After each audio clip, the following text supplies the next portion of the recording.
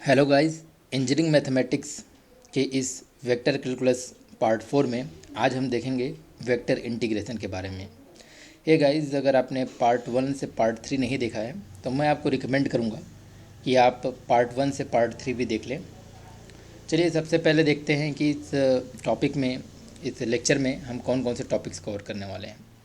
इस लेक्चर में सबसे पहले हम देखेंगे वेक्टर इंटीग्रेशन के बारे में, फिर हम देखेंगे लाइन इंटीग्रेशन के बारे में, और फिर इनसे रिलेटेड कुछ हम सैम्पल क्वेश्चंस करेंगे। उसके बाद इसके प्रीवियस लेक्चर में मीन्स पार्ट 3 में मैंने एक आपको असाइनमेंट क्वेश्चन दिया था, उस असाइनमेंट क्वेश्चन का सॉल्यूशन देखेंगे। तो चलिए गाइस स्टार्ट करते हैं। Vector integration, it is like a normal integration. जैसा कि let suppose we have a vector called as vector f, and that is equal to f1 I plus f2 j plus f3 k। ये हमारे पास एक vector है। इसे let suppose हमें integrate करना है with respect to a point vector D R. Okay, let suppose एक vector R है जो कि एक पोजीशन वेक्टर है। Position vector, let suppose it is like X I plus Y J plus Z K. तो हमारा डी आर क्या होगा? डी आर होगा हमारा D x I plus D Y J plus D Z के।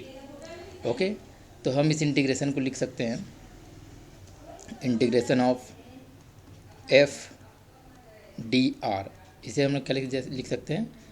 F और D R का dot product कर देंगे तो एफ वन आई प्लस एफ टू जे प्लस f3 के dot product with dxi plus dyj plus dzk। Okay, तो ये हमारा इंटीग्रेशन कन्वर्ट हो जाएगा f1 dx plus f2 dy plus f3 dz। तो इस तरह से हम किसी वेक्टर का इंटीग्रेशन निकाल सकते हैं। ओके, तो इसमें सबसे पहले हम देखते हैं लाइन इंटीग्रेशन। लाइन इंटीग्रेशन क्या होता है? Line integration is an integral which is to be evaluated along the curve. It is called line integral. Line integral में हम जो इंटीग्रेशन निकालते हैं वो अलोंग किसी कर्व के अलोंग निकालते हैं। एंड ये जो कर्व है ये ओपन कर्व भी हो सकता है और क्लोज कर्व भी हो सकता है। कर्व कैन बी ओपन और क्लोज। इसका एग्जांपल देखते हैं। जैसे हमारे पास कोई लेट सपोज इस तरह का कर्व दिया हुआ है, पैराबोला लाइक। तो इसमें हम इस कर्व के अलोंग जब कोई इंटीग्रेट कर रहे हैं, ओके, लेट सपोज इसे मैं C1 कर रहा हूँ, तो बेसिकली इसे क्या कहेंगे कि लाइन इंटीग्रल। कर्व के अलोंग या फिर कोई लाइन के अलोंग इंटीग्रेट करना। कर्व ये क्या है कि ओपन टाइप का कर्व दिख रहा है। कर्व क्लोज कर्व भी हो सकते हैं। लेट सपोज हमारे पास इस तरह का भी कोई हो सकता है। Let suppose rectangle, let suppose ABCD। इसके अलोंग अगर इंटीग्रेट करना है तो पहले AB के अलोंग कर लिए, फिर BC के अलोंग इंटीग्रेट कर दिए, फिर CD के अलोंग इंटीग्रेट किए और DA के अलोंग। तो ये एक क्लोज कर्व फॉर्म हो जाएगा। सिमिलरली एक ट्रायंगल टाइप का भी हो सकता है, इस टाइप का, लाइक यहाँ OAB। तो एक बार इसके अलोंग इंटीग्रेट कर लिए C1, इसके अलोंग इंटीग्रेट कर लिए C2, इसके अलोंग इंटीग्रेट कर लिए C3। तो हमें एक पूरा क्लोज कर्व के अलोंग इंटीग्रेशन मिल जाएगा। चलिए इसे एक एग्जांपल से समझते हैं। सॉरी, एक एग्जांपल क्वेश्चन लेते हैं। Let suppose we have to find out the value of, let suppose we have to find out integration along the curve। so I am writing integration here C means along the curve। हमें integration निकालना है 3xy dx minus Y square dy। ये हमें दिया हुआ है, इसका integration निकालना है। एंड आपको जो एंड जो आपको यहाँ सी लिखा हुआ है, सी मीन्स कर्व, कर्व जो आपको दिया हुआ है, कर्व का इक्वेशन दिया हुआ है आपको, कर्व इज, एंड सी लिखने बजाय कर्व लिखेंगे, CURV, curve is y is equal to 2x², this is the curve. और कर्व में भी कहाँ से कहाँ तक इंटीग्रेट करना है, फ्रॉम 0 टू 0 1 इज, इसमें ऑप्शन भी दिए हुए हैं आपको, ऑप्शन ए है आपका -1/6, ऑप्शन बी है आपका 7/6, ऑप्शन सी है 1/7 एंड ऑप्शन डी है 2/3। तो ये आपके पास एक क्वेश्चन है, इसमें हमें इसका ये जो दिया हुआ है इसका इंटीग्रेशन निकालना है इस कर्व के अलावा। कर्व आपको दिया हुआ है y is equal to 2x², और इस कर्व में पॉइंट 0 से 0 1 तक आपको इंटीग्रेट करना है। तो देखिए ये जो कर्व है y is equal to 2x², ये कैसा दिखता है, ये हमारा y is equal to 4a² जो कि एक 4ax² जो कि एक पैराबोला का इक्वेशन होता है, इस टाइप से दिख रहा है। तो एक पैराबोला बना लेते हैं, ठीक है। और पैराबोला भी किस टाइप का, y is equal to x² है, means it is symmetrical about y axis, symmetrical about y axis. तो कुछ इस तरह का हमारा पैराबोला होगा। और इस पैराबोला में कहाँ से कहाँ तक कर्व को लेना है हमें, केवल 0 से लेकर के, मीन्स 0 मीन्स ये पॉइंट 0 यहाँ से लेकर के 0 1 मीन्स दिस इज 0, सॉरी यहाँ पे ये क्वेश्चन थोड़ा रॉन्ग है, 0 1 नहीं होगा, यहाँ पर होगा 1 2 होगा, दिस पॉइंट इज 1 2, ओके, तभी ये इसको सेटिस्फाई करेगा। y is always the 2 × x²। तो हमारे पास पॉइंट्स दो कौन कौन से दिए हुए हैं, 0 0 एंड 1 2। तो 0 0 तो हमारा ये पॉइंट हो गया, और 1 2 पॉइंट हमारा कहीं पर यहाँ पर होगा, यहाँ पर 1 होगा, और इसके करस्पॉन्डिंग यहाँ पर लाइक 2 होगा। तो यहाँ पर आपका आ जाएगा 1 एंड 2। तो हमें इस कर्व के लॉन्ग इंटीग्रेट करना है, वो भी केवल यहाँ से यहाँ तक, 0 0 से लेकर के 1 2 तक, ओके। तो इस तरह के क्वेश्चन को सॉल्व करने का जो तरीका होता है वो ये होता है, देखिए ये जो इंटीग्रेशन है इसमें दो तरह के टर्म हैं, एक तो dx है और एक dy है, और वेरिएबल भी दो हैं, x और y।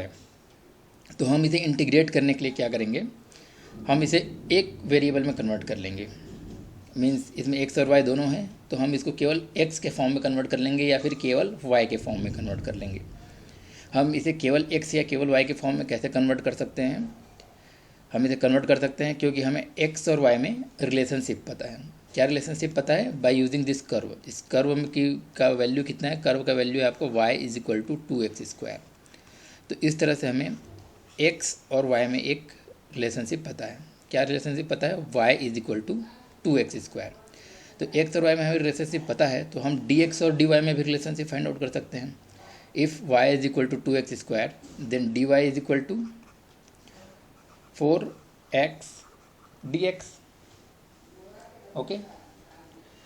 तो अब ये जो हमारा इंटीग्रेशन है इसमें हम x के y के जगह में क्या पुट कर देंगे, 2x², और dy के जगह में हम पुट कर देंगे 4x × dx। तो हमारा ये जो इंटीग्रेशन है ये पूरा का पूरा इंटीग्रेशन केवल x और dx में कन्वर्ट हो जाएगा। तो चलिए दोस्तों करते हैं। हमारा इंटीग्रेशन जो हमें दिया हुआ है i is equal to, let's ये दिया हुआ है कर्व, एंड ये दिया हुआ है आपको 3x y dx -y² × dy। इसमें हमें पुट करना है y is equal to 2x² and dy is equal to 4x dx। तो हमारा ये जो पूरा का पूरा इक्वेशन है ये पूरा x और dx में कन्वर्ट हो जाएगा। जब हमारा पूरा का पूरा ये इंटीग्रेशन जो है x और dx में कन्वर्ट हो जाएगा, तो हमें जो यहाँ लिमिट रखनी है, जो इंटीग्रेशन की जो लिमिट होती है, ये लिमिट भी हमें x की ही लिमिट रखनी पड़ेगी। मीन्स x कहाँ से कहाँ तक वेरी कर रहा है, हमें केवल उसको रखना पड़ेगा। क्यों, क्योंकि हम ऑलरेडी इस इक्वेशन को कन्वर्ट कर चुके हैं पूरे के पूरे x और dx के टर्म में। तो हमको जो लिमिट है वो भी अब x की ही रखनी पड़ेगी। मीन्स x कहाँ से कहाँ तक वेरी कर रहा है। तो अगर हम इस कर्व को देखें, तो इस कर्व को देखने पर हमें पता चलता है कि एक्स की वैल्यू कहाँ तक चेंज हो रही है। देखिए एक्स की वैल्यू यहाँ शुरुआत में क्या है 0 और यहाँ पर क्या है 1। तो एक्स की वैल्यू कहाँ तक चेंज हो रही है, एक्स की वैल्यू चेंज हो रही है 0 से लेकर के 1 तक। तो हमारी लिमिट जो है वो भी अकॉर्डिंगली चेंज हो जाएगी। लिमिट हमारी यहाँ पर क्या होगी 0 से 1।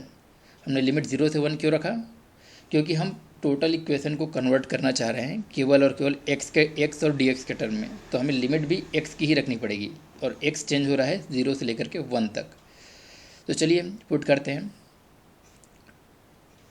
3x और y की जगह हमें पुट करना है 2x² पुट करना है माइनस y² y की जगह में 2x²। तो यहाँ पे आ जाएगा 2x² का स्क्वायर इंटू dy की जगह में हमें पुट करना है 4x इंटू dx। तो यहाँ पे लिख सकते हैं 4x इंटू dx। तो हमारा ये कन्वर्ट हो जाएगा 0 to 1। ये हमारा कन्वर्ट हो जाएगा 6x³ minus 4 4 16x to the power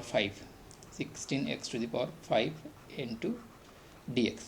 तो चलिए इसे इंटीग्रेट करने पे क्या आएगा, इसे इंटीग्रेट करेंगे तो आएगा हमारा 6x to the power 4/4 minus 16 into X to the power 6/6 और लिमिट हो जाएगी हमारी 0 से 1। इसे जब सिंप्लीफाई करेंगे तो आएगा 6/4 माइनस 16/6। देन 1 पुट करेंगे तो ये आएगा और 0 पुट करेंगे तो ये तो 0 हो जाएगा, माइनस 0 + 0। तो इसे सिंप्लीफाई करेंगे तो हमारा जो फाइनल आंसर आएगा दैट विल बी -7/6। तो यहाँ पर हम लोग ऑप्शन से देख सकते हैं कि ऑप्शन बी में हमारे पास क्या है 7/6। So this will be our right answer.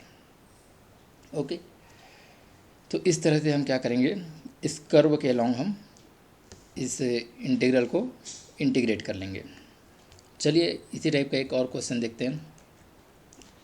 ये जो अभी पिछला जो क्वेश्चन था, ये क्वेश्चन था कर्व जो कि एक ओपन कर्व था। अभी जो हम लोग सेकेंड क्वेश्चन देखेंगे, इस क्वेश्चन में हमारे पास एक क्लोज कर्व रहेगा। ओके, तो दूसरा क्वेश्चन देखते हैं कि let's suppose we have to find the value of find the integration of CF dr where vector f is equal to 3x² minus 8y² into I plus 4x minus 6xy into j and where and c, here c means here curve is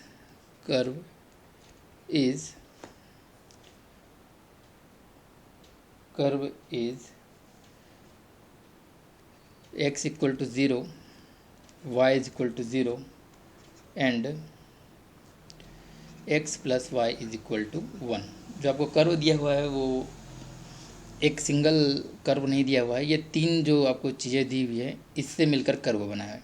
क्या क्या तीन चीज़ें दी हुई हैं, x equal to 0 दिया हुआ है, y equal to 0 दिया हुआ है और x plus Y is equal to 1 ये दिया हुआ है। तो इन तीनों से मिलकर हमारा कर्व बना हुआ है। तो चलिए देखते हैं।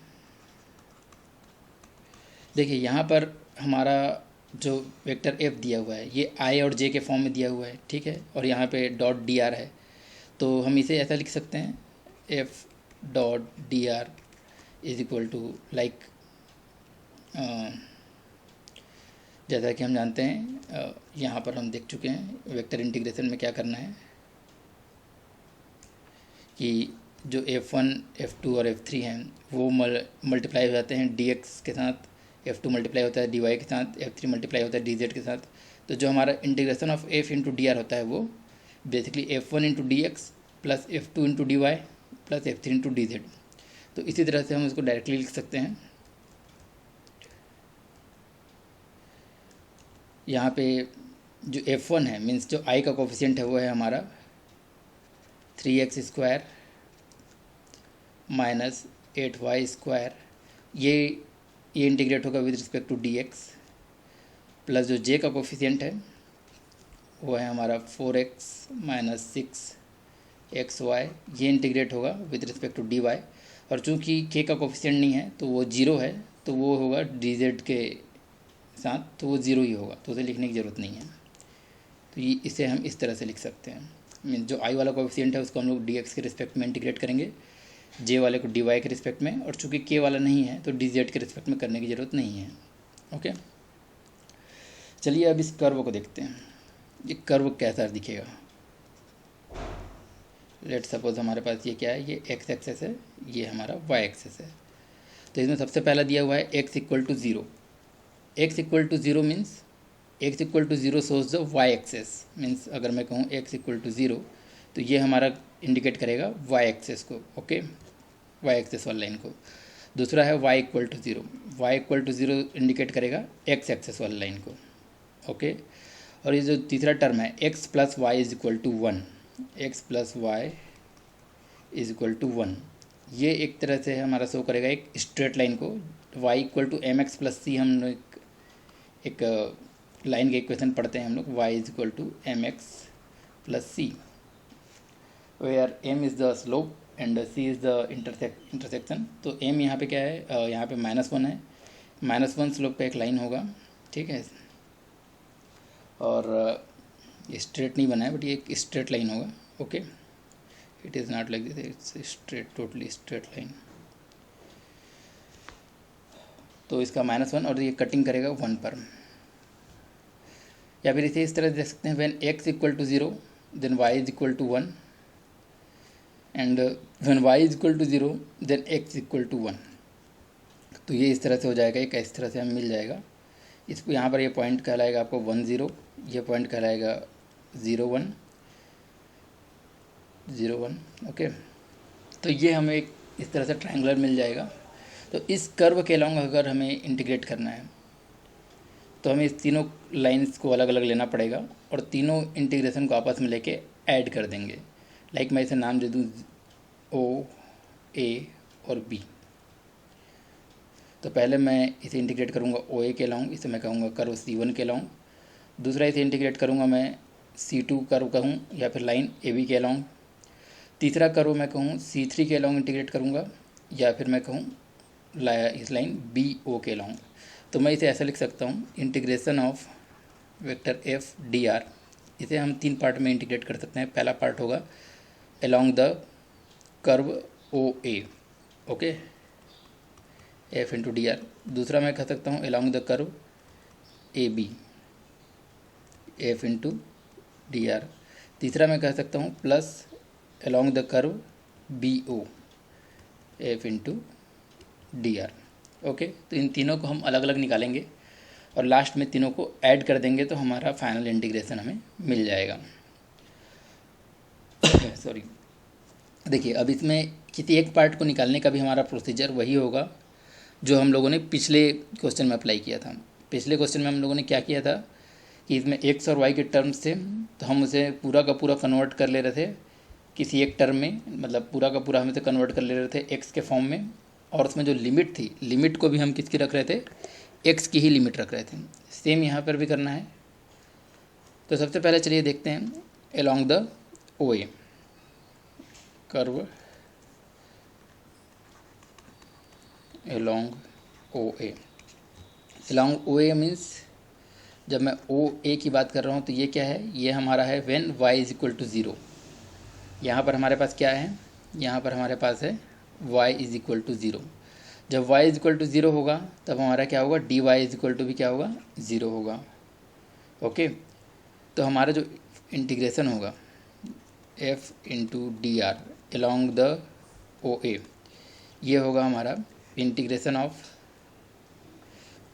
ये जो इक्वेशन है इसे मैं इक्वेशन नंबर 1 नाम दे रहा हूँ, this is we called equation 1।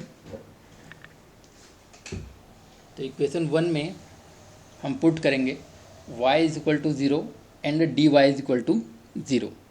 तो dy equal to zero put करेंगे तो ये हमारा जो ये टर्म है ये पूरा पूरा ज़ीरो हो जाएगा because it is multiplied by dy, और y is equal to zero put करेंगे तो ये वाला जो टर्म है ये टर्म हमारा ज़ीरो हो जाएगा। तो हमारे पास केवल और केवल इतने टर्म बचेंगे। हमारे पास केवल बचेगा हमारे पास केवल बचेगा 3x² dx। तो जब हम इसे इंटीग्रेट करेंगे, बट यहाँ पर हमें लिमिट देखनी है। लिमिट हमें देखना है केवल x का। तो अलोंग द कर्व 0a मतलब OA, यहाँ पर x हमारा कहाँ से कहाँ तक वेरी कर रहा है? x वेरी कर रहा है 0 से लेकर के 1 तक। ओके, x वेरी कर रहा है 0 से 1 तक। तो जो हमारा लिमिट होगा वो इस केस में यहाँ पर होगा 0 to 1। तो इसे हम जब सॉल्व करेंगे तो हमारा आ जाएगा 3 × x³ 3, और यहाँ पर लिमिट जो होगी वो होगी 0 to 1। तो हमारा फाइनल आंसर आएगा 1। तो ये हमारा निकल गया इंटीग्रेशन अलोंग द OA। अब हम निकालेंगे अलोंग AB। ठीक है, हमारा इंटीग्रेशन निकल गया अलोंग OA। अब हम निकालेंगे अलोंग AB। तो अलोंग AB में हमारे पास x और y में क्या रिलेशन है? x + y = 1। Okay, x + y = 1, और we can write it y = 1 - x, और we can write it dy -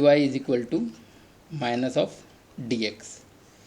तो हमारा जो इक्वेशन 1 है, मीन्स जो ये इक्वेशन है मेन इंटीग्रेशन का इक्वेशन, इसमें हम पुट करेंगे y = 1 - x plus dy - dx। Okay, और लिमिट के बारे में थोड़ा बाद में देखेंगे, पहले हम इसे पुट कर लेते हैं। अलोंग AB इंटीग्रेशन ऑफ हमारे पास है 3x² माइनस 8 × y²। तो y की जगह में क्या पुट करना है? 1 - x² पुट करना है, 1 - x पुट करना है। तो इसका स्क्वायर, और यहाँ पे हमारा आ जाएगा dx। ओके, प्लस है हमारा 4x - 6xy 6x, but y की जगह में पुट करना है 1 - x, और यहाँ पे इंटू dx है, सॉरी इंटू dy है। तो dy की जगह में पुट करना है -dx। ओके, अब यहाँ पर चलिए लिमिट देखते हैं। लिमिट हमें पूरा का पूरा इक्वेशन कन्वर्ट हो चुका है x के फॉर्म में, तो लिमिट भी हमें x की पुट करनी पड़ेगी। Means along the line AB हमें ये देखना पड़ेगा कि x कहाँ से कहाँ तक वेरी कर रहा है। चलिए देखते हैं। देखिए इस लाइन में यहाँ पर x की वैल्यू है 1, यहाँ पर x की वैल्यू है 0। देख रहे हैं, यहाँ पर हमारे पास x की वैल्यू A पर क्या है 1 है, और B पर क्या है x की वैल्यू 0 है। तो x की वैल्यू वेरी कर रही है 1 to 0। ओके, x की वैल्यू वेरी कर रही है आपकी 1 to 0। ओके, तो इसे सिंप्लीफाई कर लीजिए 1 to 0। इसे हम सिंप्लीफाई करेंगे तो क्या आएगा? 3x² minus 8 then 1 + x² - 2x dx minus, मैं ये वाला माइनस यहाँ ले जाते हैं, 4x - 6x plus 6x² into dx। Okay, तो जब इसे अगेन सिंप्लीफाई करेंगे और इसमें लिमिट अप्लाई करेंगे 0 to 1, तो हमारे इस इंटीग्रेशन की वैल्यू आएगी अलोंग द AB।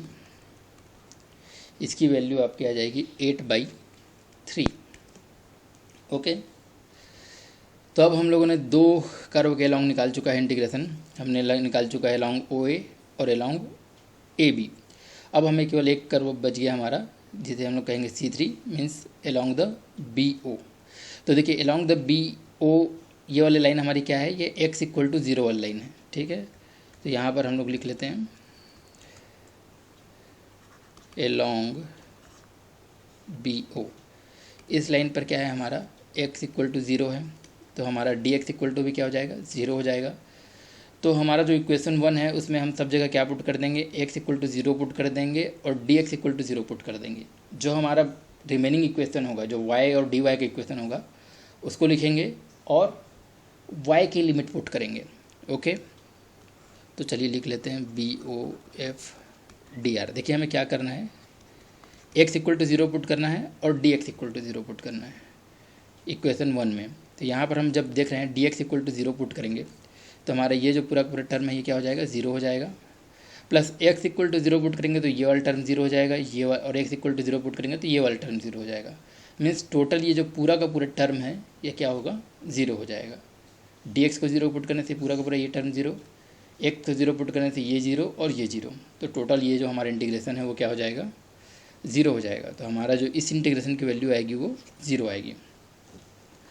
तो पूरे कर्व के अलॉन्ग जो हमारा इंटीग्रेशन होगा means F dot D R जो टोटल होगा वो होगा हमारा ओ ए के अलॉन्ग इंटीग्रेशन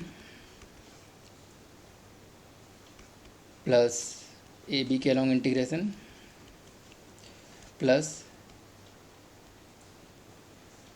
बी ओ के अलॉन्ग इंटीग्रेशन। तो ओ ए के अलॉन्ग इंटीग्रेशन हमारा आया था 1, यहाँ पर देख ले सकते हैं हम लोग, यहाँ पर देखिए 1 आया है। ए बी के अलॉन्ग जो इंटीग्रेशन आया था वो आया था 8/3 और बी ओ के अलॉन्ग इंटीग्रेशन आया है 0। तो हमारा फाइनल जो इंटीग्रेशन होगा वो होगा 1 + 8/3 + 0 means 11/3।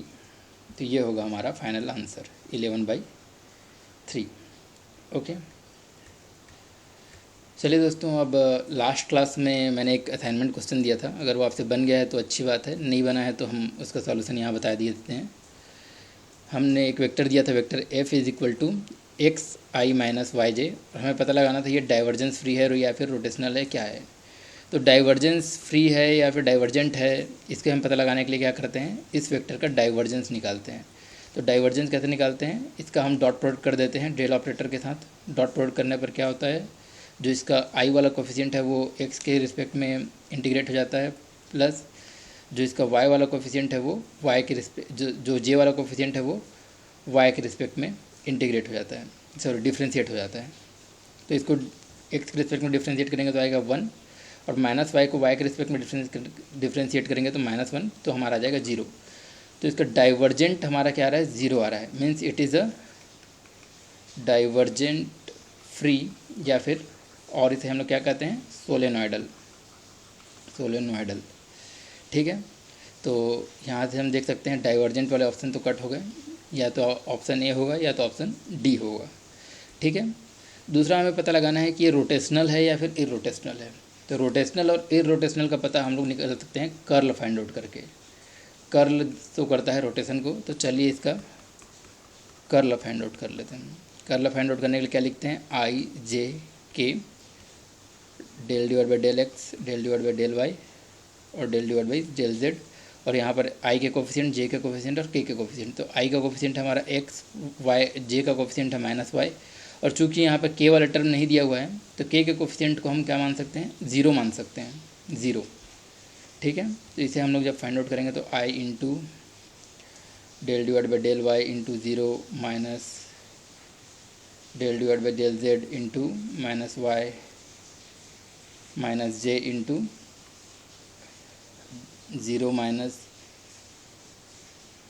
del/del z × x plus k × 0 minus del/del y × x। तो यहाँ पर हम देख सकते हैं ये 0 हो जाएगा, y को z के रिस्पेक्ट में डिफ्रेंशिएट करेंगे 0, ये 0 है, z को x के रिस्पेक्ट में डिफ्रेंशिएट करेंगे 0, x को y के रिस्पेक्ट में डिफ्रेंशिएट करेंगे 0, तो टोटल हमारा क्या आएगा, 0। तो इसका कर्ल भी 0 है, means it is irrotational,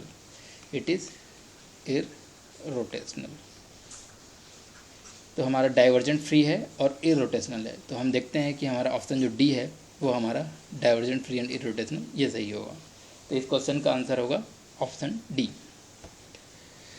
thank you guys for watching, and हमारा चैनल अगर आपने सब्सक्राइब नहीं किया है तो कर लीजिए, और आप हमारे लेक्चर नोट्स नीचे दी हुई लिंक से डाउनलोड कर सकते हैं।